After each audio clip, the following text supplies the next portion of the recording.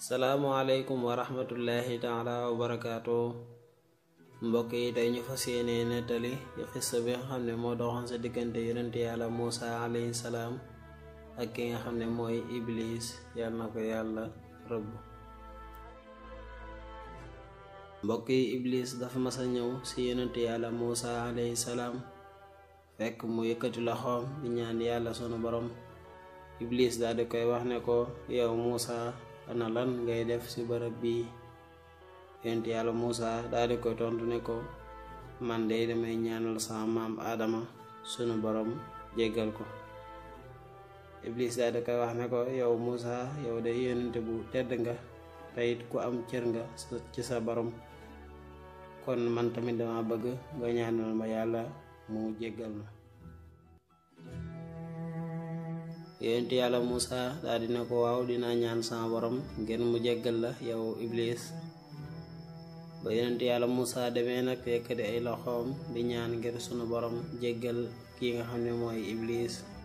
sunu borom daal di wax yonent yàlla Muusa ne ko, moom day ñëwul ngir tuub goo xam ne gu sell la.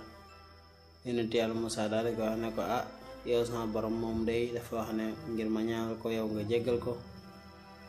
sunu borom daal di tontu yonent yàlla Muusa daal di ne ko, moom day ñëwul ngir tuub gu sell ngir ñu jéggal ko.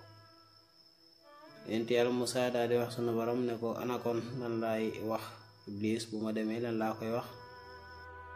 sunu borom daal di koy wax ne ko, boo demee nee ko, jëf ji ma ko digaloon mu bañ kaa def ba tax ma génne ko ci sama yërmande, jëf jooju ba léegi mi ngi fi tege, saa su ko nangoo def man yàlla dinaa ko jéggal.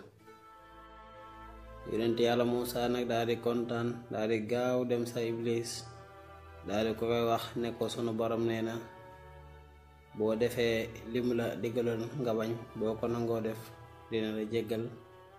kon yow Iblis, gaawal nga dem defe ji la yàlla digal ngir ma man laa jéggal.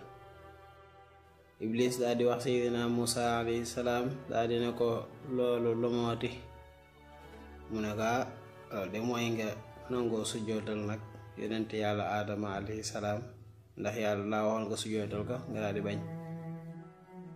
kon gaawal nga dem sa bàmmeelam nga sujjootal ko, sunu borom jéggal la say bàkkaar. mu ko waxee loolu nag Iblis daal di bañ ne ko, kon yàlla bëgguma jéggal ndax loolu moom duma ko man. nekkoon ndegam ba muy dund nangooma ko woon sujjootal, waxuma laag ba mu faatoo nag ba ñu suul ko ci bàmmeelam ma dem naan dama koy sujjootal, loolu duma ko def mukk man Iblis. daal di wax yonent yàlla Muusa ne ko, nag yow njëkk gi ma defal tey moom duma ko fàtte mukk, ba tax na nag dinaa la wax ñaari mbir yoo xam ne yow Muusa nanga ko bàyyi xel bu baax, ndax ñaari mbir yooyu kese mooy tax nga mën a mucc ci man. Iblis daal di koy wax ne ko, yow Muusa danga may bàyyi xel foo mën a toll, te xam ne man sab noon laa, te it dara du sama yitte lu dul fexe ba nga texee di dem sawara. kon foo man di toll nanga may fàttaliku, waaye ñaari bërëb yi ma lay bëgg wax na si rawati, muy boo meree wala nga wéet ak jigéen joo xam ne takkoo ko.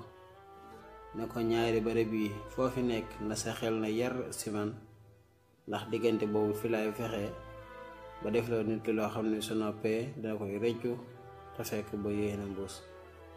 kon laa biire googu maa la ko jox yow Muusa ngir njëkk nga xam ne defal nga ma ko ci bisu tey jii.